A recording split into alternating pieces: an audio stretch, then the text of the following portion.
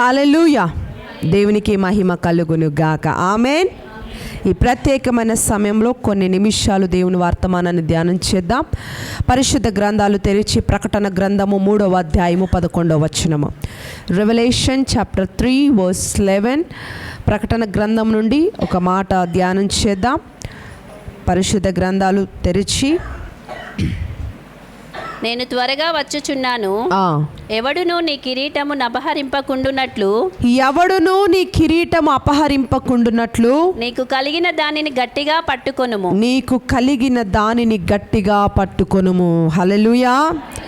చదవబడిన లేఖనము కొరకు చిన్న ప్రార్థన చేద్దాం. తలలు వంచి, దేవా మీకు స్తోత్రాలు. ఈ యొక్క ప్రకటన గ్రంథంలో చదవబడిన లేఖనము ద్వారా మాతో మీరు మాట్లాడండి.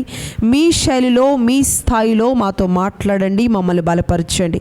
మీ ఆత్మ కార్యములు మా పట్ల బలంగా జరిగించి దీవెనకరమగు పాత్రలుగా మమ్మల్ని నిలబెట్టండి. తండ్రి, నన్ను నిలబెట్టుకొని మీరే మీ కార్యాలు జరిగించి మహిమ పొందమని యేసుక్రీస్తు శక్తి కలిగిన మీ నామములో అడిగి వేడుకొనుచున్నాను తండ్రి. ఆమేన్. ఆమేన్. హల్లెలూయా.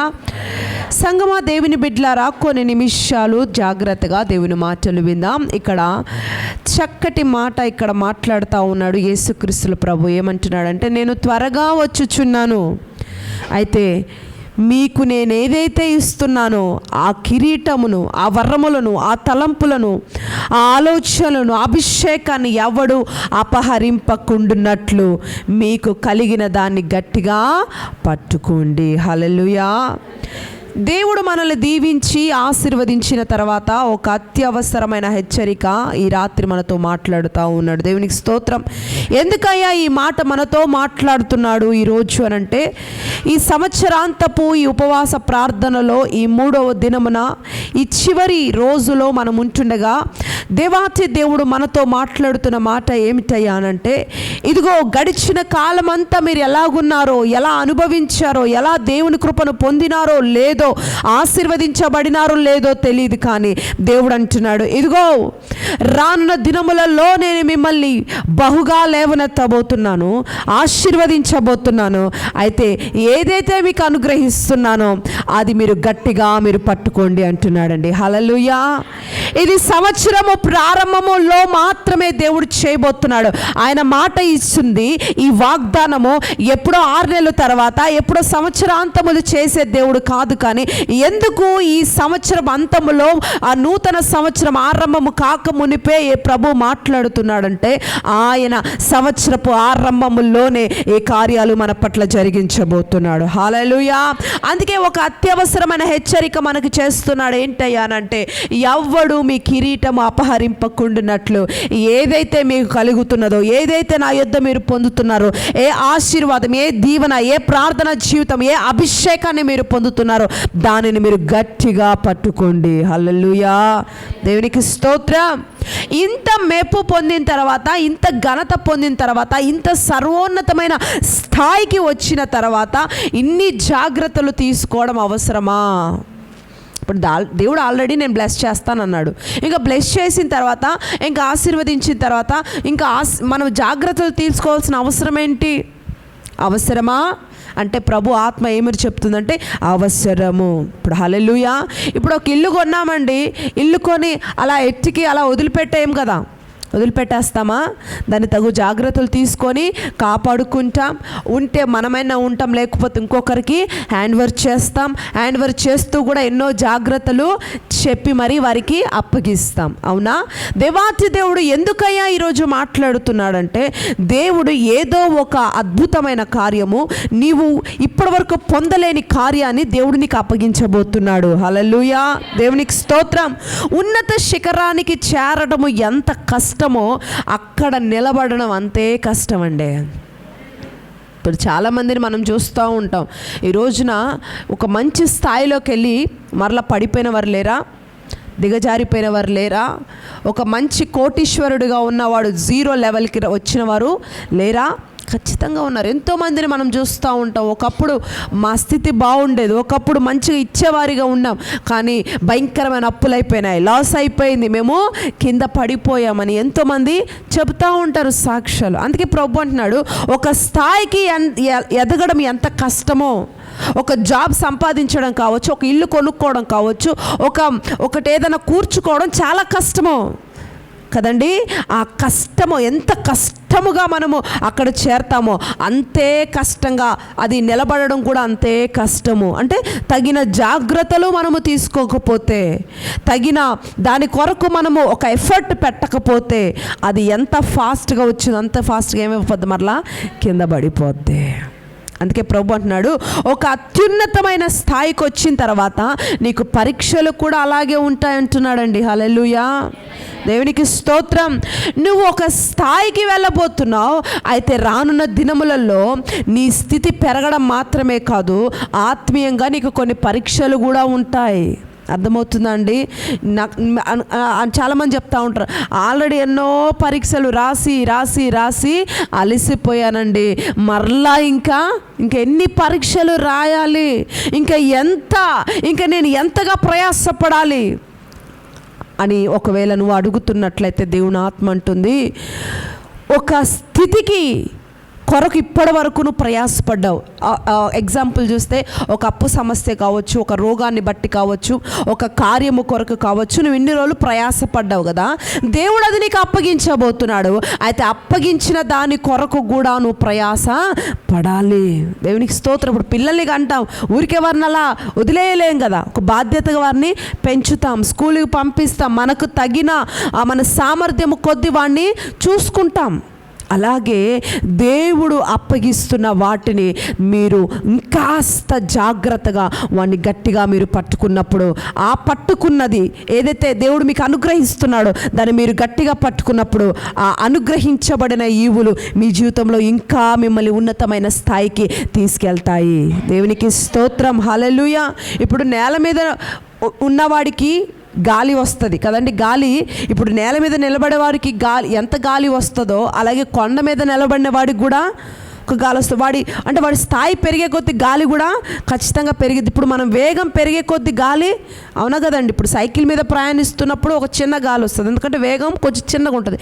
అదే బైక్ మీద వెళ్తుంటే ఇంకాస్త వేగము, గాలి బాగా అంటే కొంతమంది చెప్తూ ఉంటారు కదా, ఏ చెట్టుకి ఆ గాలి, ఏ స్థితికి ఆ పరిస్థితి. కొంతమంది నీకు అన్నీ ఉన్నాయి కదా, బాగానే ఉన్నావు కదా, మంచి బిల్డింగ్ ఉంది, మంచి జాబ్ ఉంది, నీకేంటి అని అంటే వాడికి ఉండే శ్రమ అతనికి ఉంటుంది, ఇతనికి ఉండే శ్రమ ఇతనికి ఉంటుంది. కాబట్టి ప్రభు ఇక్కడ అంటున్నాడు, ఇప్పుడు నేల మీద నిలబడిన వాడికి ఎంత గాలి వస్తుందో, శిఖరం మీద నిలబడిన వాడికి అంతే మోతాదు ఖచ్చితంగా ఉంటుంది. అయితే ఏలియా గారు కూడా యెజబెలు తరుముతూ ఉన్నప్పుడు ఆయన ఏమంటున్నాడయ్యా, ప్రాణం విసిగిపోయింది, తరమబడ్డాడు. అలాంటి వ్యక్తి ఏలియా. అభిషేకపు కార్యాలు చేసిన వ్యక్తి కదా, దేవుని కార్యాలు బలంగా ప్రకటించిన వ్యక్తి కదా, ఒక్కడే నిలబడి మరి 450 మంది బయలు ప్రవక్తలకి సమాధానం చెప్పిన వ్యక్తి కదా, దేవుణ్ణి మరి ప్రకటించిన వ్యక్తి కదా, ఆకాశం నుండి అగ్ని దించిన వ్యక్తి కదా, ఆకాశం నుండి వర్షాన్ని దించిన వ్యక్తి కదా, ఆకాశం నుండి ఆ వర్షం ఆగిపోయేటట్టు చేసిన వ్యక్తి కదా. అంత బలమైన భక్తివంతుడు, అలా బలమైన ఒక అభిషేకము కలిగిన వ్యక్తి ఒకానొక సమయంలో ఏమంటున్నాడు, నా ప్రాణము తీసేసుకోయా, నా వల్ల అవట్లా, తరమబడుతున్నాను, ఇంకా నా వల్ల కాదని ఒక రేగు చెట్టు కింద కూర్చొని గుహలో తల దాచుకొని తన ప్రాణము తీసుకోమని ప్రభుకి ప్రార్థన చేస్తున్నాడంట. హల్లెలూయా, దేవునికి స్తోత్రం. ఆ ప్రార్థన చేస్తున్న స్థితిలో దేవుడే స్వయంగా ఏలియాతో మాట్లాడి ఏమంటున్నాడు, నువ్వు కొండ శిఖరానికి ఎక్కు అన్నాడు. సరే అని ఆయన కొండ దగ్గర తీరంకి వెళ్ళిన తర్వాత ఒక బలమైన గాలి వచ్చిందంట. ఆయన ఎక్కగానే బలమైన గాలి వస్తే ఆ సుడిగాలి బలంగా లేచిన ఆ గాలికి ఆయన అనుకున్నాడంటే నేను ఎక్కడ పడిపోతానేమో కదండి. కొన్నిసార్లు మనం కూడా చూస్తూ ఉంటాం, భయంకరమైన గాలి వస్తూ ఉంటుంది, ఒక 10 నిమిషాల దాకా చెట్లు ఊగిపోతుంటాయి, మనుషులు కూడా ఊగిపోతుంటూ ఉంటాం. అది కొండ మీద ఇంకెట్లుంటుంది చెప్పండి, ఇంకా భయంకరంగా ఉంటుంది. పడిపోతానేమో అనుకున్నాడంట. సరే అది ఆగిపోయింది కొద్దిసేపటి తర్వాత పెద్ద భూకంపం వచ్చింది. చిన్న భిన్నమైపోయినట్టుగా ఉందంట కొండంతా కూడా. ఎక్కడ ఏ రాయి వచ్చి తగులుతుందో, ఏ బండ సందుల్లో పోయి నేను ఇరుక్కొని పోతానో అన్నట్టుగా, చనిపోతానేమో అన్నట్టుగా అయిపోయిందంట ఆయన పరిస్థితి. అదంతా అయిపోయిన తర్వాత ఒక భయంకరమైన పిడుగులు పడ్డాయంట. ఆ పిడుగులకు అనుకున్నాడంట నేను కాలిపోతానేమో. అసలు ఎలాంటి పరిస్థితి ఉంది ఏలియాది? అసలే తరమబడి అలిసిపోయి చంపే నన్ను అని ప్రార్థన చేస్తుంటే, లేదు నాన్న నువ్వు కొండ మీదకి ఎక్కు, నీకేం కాదు అన్నాడు. అప్పటికే ఎలా ఉన్నాడు? అలిసిపోయి ఉన్నాడు. సరే కొండ మీదకి ఎక్కి ప్రశాంతంగా ఉందామంటే ఏమొచ్చింది? పెద్ద గాలి. ఆ గాలికి ఎట్లా ఉందంట, చచ్చిపోతానేమో పడిపోయి అనుకున్నాడంట. అది ఆగింది. సర్లే అనుకుంటే వెంటనే ఒక పెద్ద భూకంపము, బండలన్నీ చిందరబందరగా అయిపోతున్నాయి. కొండల మీద బండలు ఎట్లా ఉంటాయి చెప్పండి? పెద్దగా ఉంటాయి కదా, అవి పగిలిపోతున్నాయంట. మొత్తం పెద్ద శబ్దము. ఆ రాళ్ళ మధ్య నేను ఎక్కడికి పోయి ఇరుక్కొని పోయి చచ్చిపోతానేమో అన్నట్టుగా అయిపోయిందంట ఆయన పరిస్థితి. సరే అది ఆగిపోయింది. కొద్దిసేపటికి మరలా భయంకరమైన పిడుగులు. ఆ పిడుగుల దెబ్బకు అనుకుంటున్నాడంట నేను ఎక్కడ కాలిపోతానేమో అన్ని పరిస్థితి అన్నీ కూడా వెంటనే వస్తూ ఉన్నాయి. మీరు మొదటి రాజుల గ్రంథం 19వ అధ్యాయం 9-10 వచనాలు తర్వాత చదువుకోండి, టైం లేదు, మీరు తర్వాత నోట్ చేసుకొని. మొదటి రాజుల గ్రంథము 19వ అధ్యాయం 10-11 వచనాలు, ఇదంతా ఉంటుంది స్టోరీ, తర్వాత చదవండి. ఆ తర్వాత ఇంకా అవన్నీ కూడా అయిపోయినాయి అమ్మయ్య అనుకునే టైంకి అప్పుడు తర్వాత ఏమైందంట, మెల్లగా మిక్కిలి ఒక నిమ్మలమైన దేవుని స్వరము అతనితో మాట్లాడుతుందంటండి. హల్లెలూయా, దేవునికి స్తోత్రం. పోను పోను పోను ఆధ్యాత్మికమైన అభ్యున్నతిలో మనము కూడా మన జీవితాల్లో ఇలాంటి కార్యాలు మనము చూస్తాం. దేవునికి స్తోత్రం. మన స్థాయిని, మన అత్యున్నతమైన స్థాయిని ఆయన పెంచుతానని మాట్లాడుతూ ప్రభు అంటున్నాడు, నీ స్థాయి, నీ సామర్థ్యం పెరుగుతున్న వేళ ఒక్కొక్కసారి నీకు కూడా ఒకవేళ ఇటువంటి వెంటనే వచ్చినట్లు ఒకవేళ అనిపిస్తుందేమో. అయితే నువ్వు ఆ సమయంలో నువ్వు నెమ్మలముగా ఉండని ప్రభు నీతో మాట్లాడుతూ ఉన్నాడండి. హల్లెలూయా. నువ్వు స్టిల్ ఈ 23 అంతా కూడా ఇలాగే అనుభవించి ఉండొచ్చు కదా. ఒకసారి గాలి వచ్చింది, సర్లే అనుకున్నప్పుడు మరలా భూకంపం లాంటి పరిస్థితిని ఎదుర్కొని ఉన్నావు. తర్వాత ఒక పిడుగుల లాంటి పరిస్థితి. ఆల్రెడీ 23 అంతా కూడా ఎలా అయిపోయిందంటే నీ పరిస్థితి ఈ భయంకరమైన భయముతోనే బ్రతుకుతున్నావు, ఈ భీతితోనే బ్రతుకుతున్నావు. ఎటొచ్చి ఏ రాయి పడుతుంది, ఎటొచ్చి ఏ మనుషుడు మాట్లాడతాడు, ఎటొచ్చి ఏ అవమానం నేను పడాలో, ఏ పరిస్థితి నేను చూడాలో అన్నట్టుగా నీ పరిస్థితి అయిపోయిందేమో.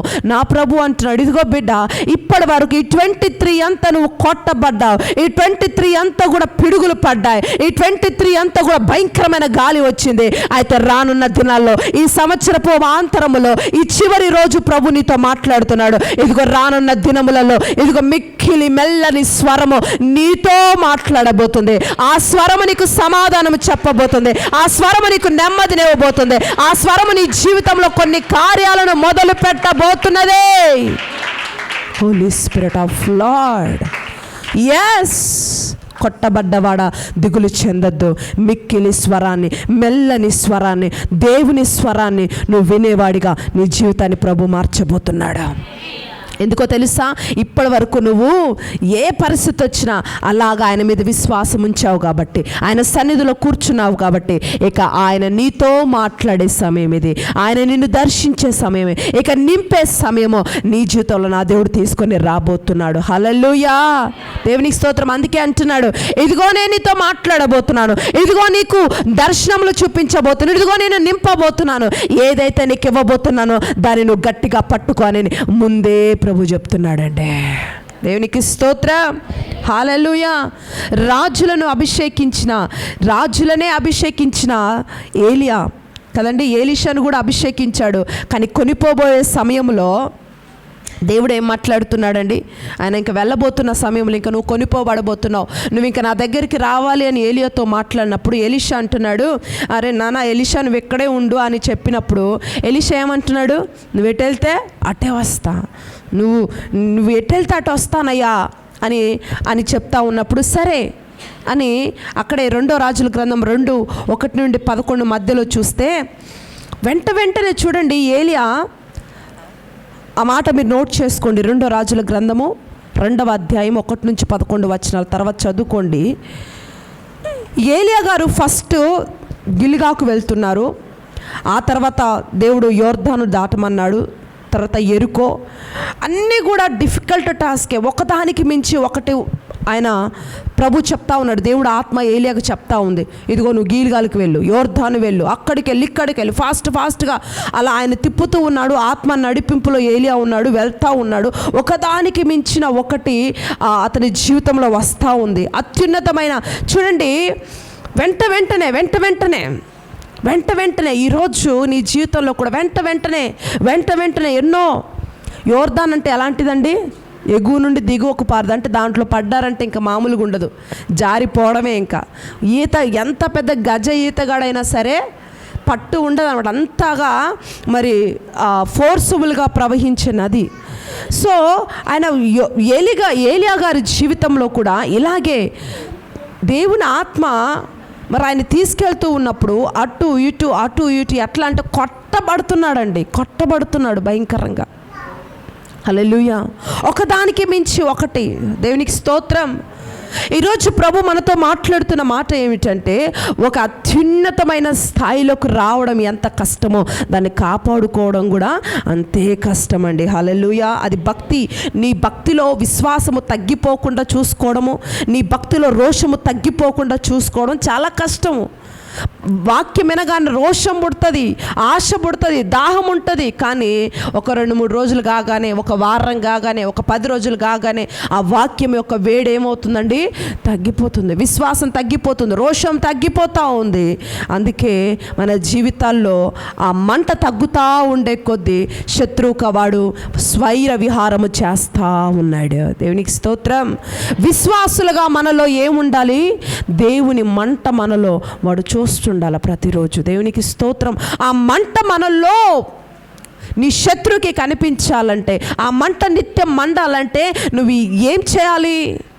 ప్రార్థన చేయాలి. ఏ ప్రార్థన చెప్పండి? ఉపవాస ప్రార్థనను చేసినప్పుడు నీలో ఒక మంట మండుతూ ఉంటుంది. ఆ మంటలో ప్రతి శత్రువు కార్యాలు అప్పటికప్పుడు లయపరచబడతా ఉంటాయి. నేను ఒకటే చెప్తాను, మీకు రోగం రాదని నేను చెప్పట్లా, శక్తులు మీ మీద దాడి చేయమని నేను చెప్పట్లా, మనుషులు మిమ్మల్ని ఏమనరు, నువ్వు ఏసై నమ్ముకున్నావు కదా నిన్ను ఒక పువ్వుల్లో పెట్టుకొని చూసుకుంటారని నేను చెప్పట్లా. ఏసై మీదే రాళ్ళు పడ్డాయండి, మన మీద పూలు పడతాయా కదా? మన మీద కూడా ఖచ్చితంగా రాళ్ళు పడతాయి. అయితే ఆ రాళ్ళు కావచ్చు, శత్రు బాణం కావచ్చు, శత్రు యొక్క శక్తులు కావచ్చు, అది అనారోగ్యం కావచ్చు, వాట్ ఎవర్, మనము మన యొక్క ఆత్మీయ జీవితంలో ఒక మంట కలిగిన వారమై, ఒక రోషము కలిగిన వారమై, ఒక విశ్వాసము కలిగిన వారమై మనము బ్రతుకుతూ ఉన్నప్పుడు దేవుని మంట నీలో మండుతుండగా శత్రు కార్యాలను ఆ మంట ఏం చేస్తంటే కాల్చివేస్తుంది. దేవునికి స్తోత్రం. హల్లెలూయా. ఈరోజు దేవుని కృపను బట్టి నువ్వు ఒక వరం పొందిన వ్యక్తిగా ఉంటే, దేవుని రక్తంతో కడగబడిన వ్యక్తిగా నువ్వు ఉంటే, అగ్నితో మరి కాల్చబడిన వ్యక్తిగా నువ్వు ఉంటే, దేవుని యొక్క వాక్యముతో ఉదక స్నానము చేయబడుతున్న వ్యక్తిగా నువ్వు ఉంటే, నీ పరిశుద్ధత ఏమవ్వాలంటే సంపూర్తిగా అవ్వాలా. వాక్యము చేత ప్రతి దినము ఉదక స్నానం జరుగుతుండాల నీకు. కొంతమందికి ఏంటంటే ఒక అభిషేకించబడిన తర్వాత, వరము పొందిన తర్వాత, పాటలు బాగా వచ్చిన తర్వాత, బైబిల్ బాగా చదవడం వచ్చిన తర్వాత ఏమైపోతారో, నాకు అన్నీ వచ్చు, నేను అన్నీ చేయగలుగుతాను. ఇక వాళ్ళు ఏముంటుందంటే భక్తి తగ్గిపోయి ఏమిటంటే ఎక్కువ హెచ్చింపు, గర్వం వచ్చేస్తుంది. నాకు అన్నీ తెలుసు, నాకు పాటలు పాడడం వచ్చి ఐ నో ఎనీథింగ్ అన్నట్టుగా వారు ముందుకు వెళతా ఉంటారు. ఒక రోజున వీడేం చేస్తాడంటే నిన్ను అలాగ తీసుకెళ్ళి నిన్ను అలాగ మభ్యపెట్టి గమ్మున తీసుకెళ్ళి కుదేస్తాడు ఒక గుంతలో. హల్లెలూయా. ఏం చేస్తాడు చెప్పండి? కుదేస్తాడు. మొత్తం ఎత్తుకున్నట్టు మొత్తం తీసుకెళ్ళి ఒక గుంతలో పడేస్తాడు. హల్లెలూయా. దేవునికి స్తోత్రం. ఈ రోజున దేవుడు మాట్లాడుతున్న మాట ఒకటే, సంగమా, దేవుడు మీకు ఈ రాత్రి కొన్ని విశేషమైన వరములను మీకు అనుగ్రహించబోతున్నాడు, విశేషమైన కృపను మీకు అనుగ్రహించబోతున్నాడు, విశేషమైన తన సన్నిధిని మన మీద ఈ రాత్రి కుమ్మరించబోతున్నాడు. అయితే ఏదైతే ఈ రాత్రి మీరు కలిగి ఉండబోతున్నారో దాన్ని మీరు గట్టిగా పట్టుకోండి. ఈ సంవత్సరము, రానున్న నూతన సంవత్సరం అంతా ఆ అభిషేకం మిమ్మల్ని కాపాడబోతుంది, ఆ వరములు మిమ్మల్ని తెప్పరిలు చేయబడబోతున్నాయి. దేవుని యొక్క సన్నిధి మీ యొక్క ప్రతి విషయంలో మీ ముందు నడిచి మీ జీవితాల్లో కార్యములు జరిగించబోతుంది. దేవునికి స్తోత్రం. హల్లెలూయా. దేవుని చేతనే ప్రకాశించబడిన దైవజనులు ఎంతోమంది ఉన్నారు బైబిల్లో చూస్తే కదండి. కానీ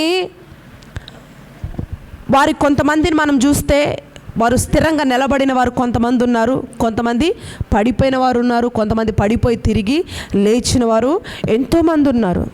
శత్రువు ఏ రూపంలో వస్తాడో తెలీదు, ఎలా టార్గెట్ చేస్తాడో తెలీదు. ఎలా వాడికి ఏంటంటే మనం డోర్ తీసి పెట్టనక్కర్లా, చిన్న సందు. ఎలుకలు చూడండి కదండి, ఇంట్లో తిరుగుతూ ఉన్నప్పుడు అసలు దీనికి ఎక్కడ సందు వచ్చింది, నేను అన్నీ ప్యాక్ చేశానే అంటుంటారు కొంతమంది కదండి.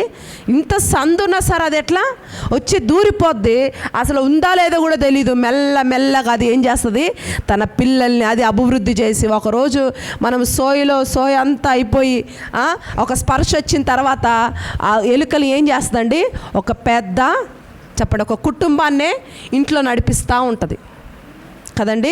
మనకు ఒక స్పర్శ వచ్చేసరికి పెద్ద కుటుంబం అయిపోద్ది. ఈరోజు శత్రువు కూడా అలాగే చిన్న సందు అది నీ ఆలోచనలు కావచ్చు, నీ తలంపుల ద్వారా కావచ్చు, నీ క్రియల ద్వారా కావచ్చు, నీ అవిశ్వాసం ద్వారా కావచ్చు, నీ అవిధేయత ద్వారా కావచ్చు. ఈ అవిధేయత, ఈ అవిశ్వాసం అనే చిన్న సందు వాడికి ఇవ్వడాన్ని బట్టి వాడు ఏం చేస్తున్నాడంటే మెల్లగా దూరుతున్నాడు, నిన్ను స్పర్శ లేని వాడిగా మారుస్తున్నాడు. పెద్ద కుటుంబంగా వాడు శత్రువుగా మారి నీ ఇంట్లో స్వైర విహారం చేస్తున్నాడు. లాస్ట్ ఇయర్ అంతా ఇదే పరిస్థితి మన కుటుంబాల్లో ఉంది. నీకు తెలియకుండానే పెద్ద శత్రువు ఒక కుటుంబం గారి నీ జీవితంలో పనిచేస్తున్నాడు వాడు. అందుకే ఈ యొక్క ఇయర్ అంతా 23 ఇయర్ అంతా కూడా నీ జీవితంలో ఒక నెమ్మది లేదు. ఒకరోజు బాగుంటే ఒకరోజు ఆరోగ్యం బాగాలేదు, శరీరము సమస్యలపోయింది, నెమ్మది లేదు, సరిగ్గా ప్రార్థన చేయలేదు. చేశారా? ఈ 23 అంతా కూడా నేను ప్రార్థనా పరుడిగా ఉన్నాను అని ఎవరైనా ఇక్కడ చెప్పగలరండి? 23 అంతా కూడా నేను ప్రార్థనా పరుడిగా ఉన్నాను. నోబడి. ఎందుకంటే మన ప్రార్థన వాడు ఏం చేస్తున్నాడంటే దొంగిలిస్తూ ఉన్నాడు. ఏదో ఒకటి పని పెట్టడమో లేకపోతే శరీరాన్ని సహకరించకుండా చేయడమో ఏదో ఒకటి ద్వారా మనల్ని ప్రార్థనకి కంప్లీట్గా ఏం చేశాడండి, ఏదో ఆదివారాలు రావడమో లేకపోతే మధ్య ప్రార్థనలు రావడమో ఏదో వాళ్ళు చేస్తున్నారని ప్రార్థన చేయడం. కానీ మనసారా ఒక గంట నీకు నువ్వు వ్యక్తిగతంగా ప్రార్థన చేసుకోగలుగుతున్నావా? నలుగురిలో కాదండి, ఒక 5-6 మంది ఉన్నప్పుడు కూర్చొని చేయడం కాదు, కానీ ఒక గంట వ్యక్తిగతంగా ప్రతిరోజు మనస్ఫూర్తిగా ఆయనతో మనం ఏకమై ప్రార్థన చేసిన సందర్భాలు ఉన్నాయంటే చాలా తక్కువనే చెప్పచ్చు. ఇయర్ అంతా కూడా ఈ 23 అంతా కూడా మీరు చెక్ చేసుకుంటే చాలా తక్కువ. అందుకే ప్రభు అంటున్నాడు, మీరు ఇంతగా నలగొట్టబడ్డారు, ఇంతగా శోధించబడ్డారు, ఇంతగా ఇదిగో నాలో ఎంతో గడుపుదామని మీకు ఆశ ఉండింది, నా దగ్గరికి రావాలని మీకు ఆశ ఉంది, కానీ మీరు రాలేకపోయినారు.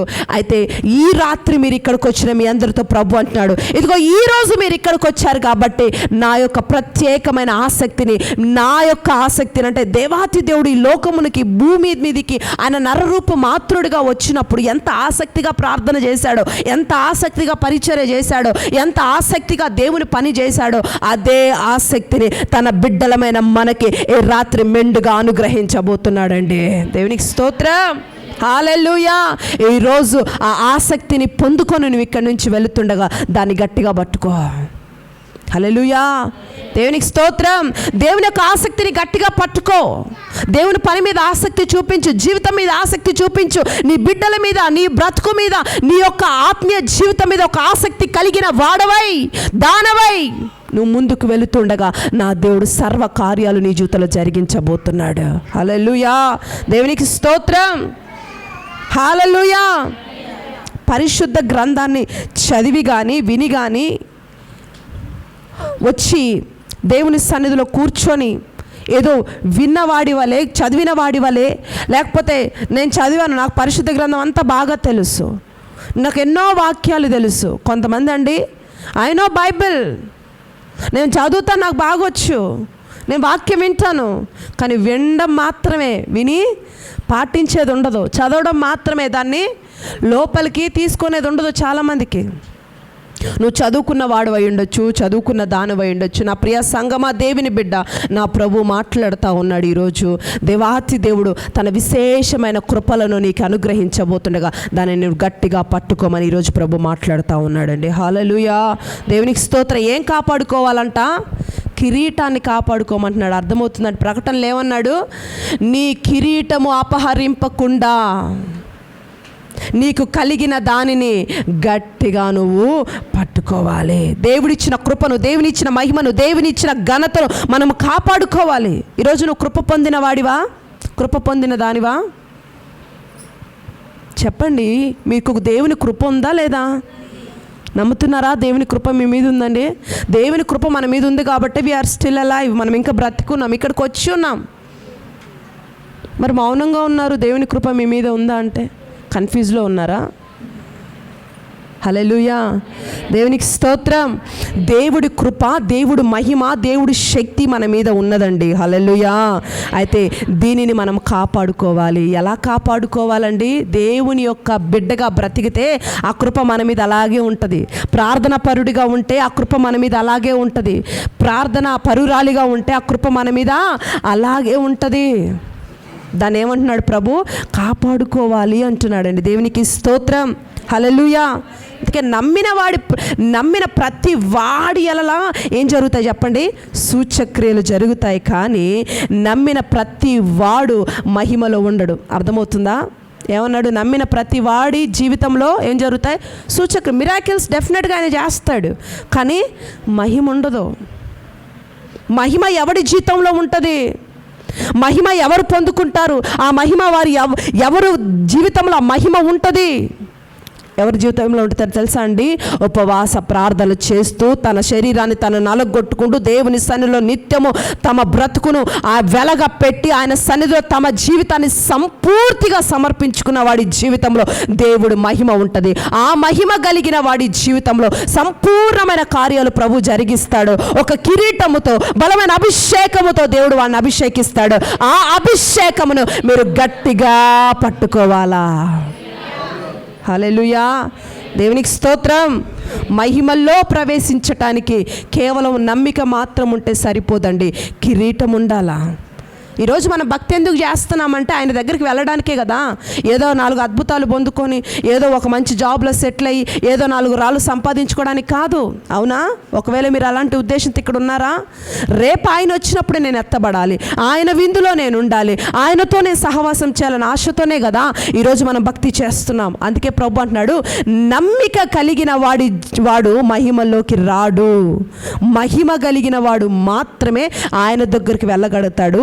ఆయన యొద్ద ఉన్న కిరీటాన్ని, ఆయన స్వాస్థ్యాన్ని, ఆయన మహిమైదైశ్వర్యాన్ని పొందుతాడు. హల్లెలూయా. ఎవడు?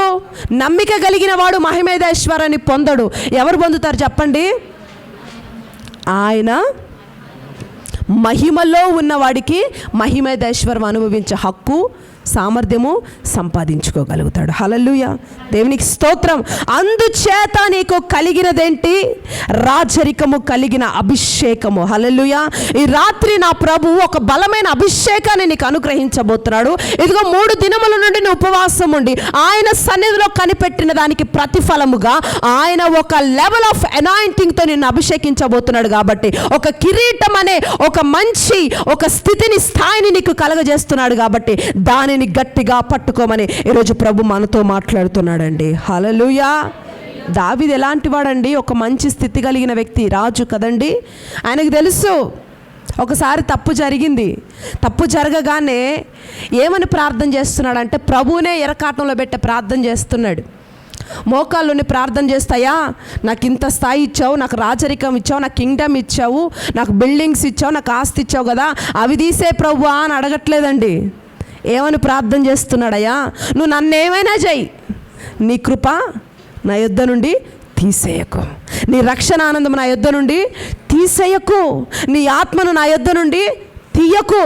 చూసారండి ఎంత టెక్నిక్గా ప్రార్థన చేస్తున్నాడో? హల్లెలూయా. దేవుణ్ణి ఎరకాటంలో పెట్టేస్తున్నాడు. ఒకవేళ ఆయన నాకు ఈ బిల్డింగ్స్, ఈ రాజరికం ఇవి తీయకయ్యా అని ప్రార్థన చేస్తుంటే మేబీ ఒకవేళ ఆ యొక్క కింగ్డమో ఆ యొక్క బిల్డింగ్స్ ఇచ్చేవాడేమో, కానీ అతనికి ఉన్న దేవుడి కృప, శాశ్వత కాలమైన కృప, దేవుని యొక్క అభిషేకం పోయేది ఆయన యొద్ద నుండి. ఆ రక్షణానందం వెళ్ళిపోయేది. కానీ మొదటే మొదటే తెలిసిన వాడే, ఎందుకంటే దావీదు దేవుని హృదయానుసారుడిగా ఉన్నాడు కాబట్టి ఆయన మనస్సేంటో, దేవుని యొక్క మనస్సేంటో తెలుసుకున్న వాడే ఏమంటున్నాడు, తప్పు జరిగిందయ్యా అని ప్రార్థన చేస్తూ మోకాళ్ళుని వెంటనే అడుగుతున్నాడు, నీ కృప నా యొద్ద నుండి తీయకయ్యా, నీ ఆత్మను తీసేయకయ్యా అని ప్రార్థన చేస్తున్నాడు. కాబట్టి చూడండి, ఆ రక్షణ వస్త్రాన్ని గట్టిగా పట్టుకున్నాడు, ఆ మహిమ వస్త్రాన్ని గట్టిగా పట్టుకున్నాడు, ఆ స్తుతి వస్త్రాన్ని గట్టిగా పట్టుకున్నాడు. కాబట్టే అన్ని సంవత్సరాలు రాజు స్థాయిలో దావీదు నిలబడగలిగినాడండి. దేవునికి స్తోత్రం, హల్లెలూయా. ఆ రాజరికాన్ని చూడలా, ఆ బిల్డింగ్స్, ఆ ఆస్తిని చూడలా. ఎప్పుడైతే తప్పు జరిగిందో వెంటనే వచ్చి మోకాళ్ళను ఒకటే ప్రార్థన చేస్తున్నాడు, నా వస్త్రాన్ని తీసుకోకయ్యా ప్లీజ్, ఒక్క అవకాశమే అని ప్రార్థన చేస్తున్నాడండి. ఏమరపాటుగా ఒకవేళ ఉంటే ఎవరి చేతిలోకి వెళ్ళిపోద్దో తెలీదు. హల్లెలూయా. రాజుకి ఆప్షన్స్ ఉన్నాయండి, ఉంటాయా లేవా? రాజుగారికి ఆప్షన్స్ ఉన్నాయి, కానీ రాణికి ఆప్షన్స్ లేవు. కాబట్టి రాజుకి ఆప్షన్ ఉంది కాబట్టి వస్టిని తీసేసి ఎవరిని కూర్చోబెట్టుకున్నాడు? ఎస్తేర్ను. హల్లెలూయా, దేవునికి స్తోత్రం. ఈరోజు సంగమా, నువ్వు ఒకవేళ దైవజనుడు కావచ్చు, విశ్వాసివి కావచ్చు, నువ్వెవరివైనా, నీ స్థితి ఏంటో, నీ స్థాయి ఏంటో నాకు తెలియదు, కానీ నీ భక్తి, నీ సమర్పణ, నువ్వేదైతే కలిగి ఉన్నావో అవన్నీ కూడా గట్టిగా పట్టుకొని ఈ 24 నుంచి నువ్వు మొదలుపెట్టి నీ విశ్వాస జీవితాన్ని నీ కడ వరకు దానిలో నువ్వు నడుస్తా వెళుతూ ఉన్నప్పుడు నీకిచ్చిన వాటిని నా దేవుడు అభివృద్ధి చేయబోతున్నాడు. అది నీ ఉద్యోగమైనా, నీ వ్యాపారమైనా, నీ పిల్లలైనా, నీ భవిష్యత్తు అయినా అభివృద్ధి చెందాలని ఆశపడి ఒకవేళ నువ్వు ఇక్కడికి వచ్చి కూర్చొని ఉంటే, నా ప్రభు అంటున్నాడు, నీకిచ్చిన నీ రక్షణ వస్త్రాన్ని, నీ స్తుతి వస్త్రాన్ని, నీ అభిషేకాన్ని గట్టిగా పట్టుకో. హల్లెలూయా. చాలామంది రక్షణ తీసుకుంటారు, ఎప్పుడో కానీ మందిరానికి రారు, ఎప్పుడో కానీ బలలో పాలు పొందరు కదండి. అందుకే ప్రభు అంటున్నాడు, ఈ మాసాంతరం, ఈ యొక్క చివరి సంవత్సరం యొక్క చివరి నెల, చివరి రోజు ప్రభు అంటున్నాడు, నీకు కలిగిన దాన్ని గట్టిగా పట్టుకో. హల్లెలూయా. దేవునికి మహిమ కలుగును గాక. హల్లెలూయా. ఏమరపాటుగా ఉండద్దు. నా ప్రభు కార్యాలు ఇదిగో రానున్న దినాల్లో బలముగా నీ జీవితంలో జరిగిపోతున్నాయి, బలముగా ఆయన చేయబోతున్నాడు. హల్లెలూయా. నీ కృపను, నీ తలాంతుల్ని, నీ వరాల్ని, నీ ఆత్మని, నీకు అప్పగింపబడ్డ మహిమను, ప్రతి దానిని ఒకవేళ కాపాడుకునే తపన నీలో లేకపోతే నువ్వు డేంజర్ జోన్లో ఉన్నట్లే. హల్లెలూయా. దేవునికి స్తోత్రం.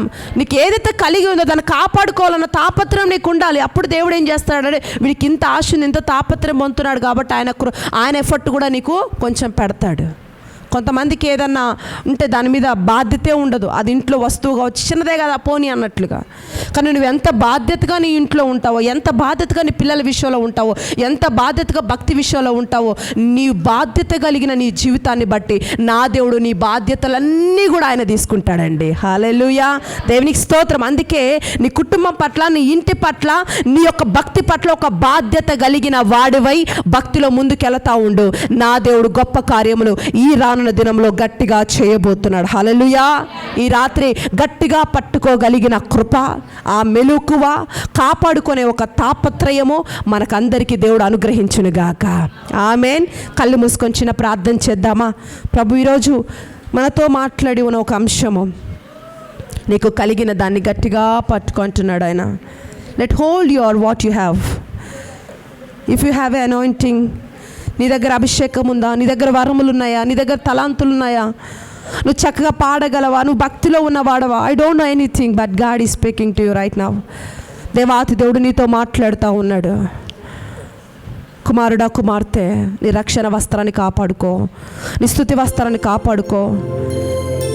ఎంతోమంది పిలువబడిన వారు ఉన్నారు, కానీ ఏర్పరచబడిన వారిలో ఇక్కడికి నేను ఎందుకు ఈరోజు ఈ రాత్రి ఇక్కడ తీసుకొచ్చినాడంటే, నీ మీద ఎంతో గొప్ప ప్రణాళిక, గొప్ప ఉద్దేశం ఆయన 24లో కలిగి ఉన్నాడు. 23 అంతా ఎలా ఉందో నాకు తెలీదు. నీ బ్రతుకంతా శూన్యంగా ఉండొచ్చు, ఊబిలో ఉండొచ్చు, నువ్వు ఒంటరివాడు అయి ఉండొచ్చు, ఒంటరిదాని అయి ఉండొచ్చు, చాలా కష్టాలు, నష్టాలు, వేదన పడి ఉండొచ్చు, ప్రతిసారి పిడుగులు పడి కాలిపోయిన వాడిగా అయిపోయి ఉండొచ్చు. ఈ రాత్రి పరిశుద్ధాత్మ దేవుడు నీతో మాట్లాడుతూ ఉన్నాడు. ఒక బాధ్యత కలిగి భక్తిలో ఉండు. నీ భక్తిని విడిచిపెట్టకు.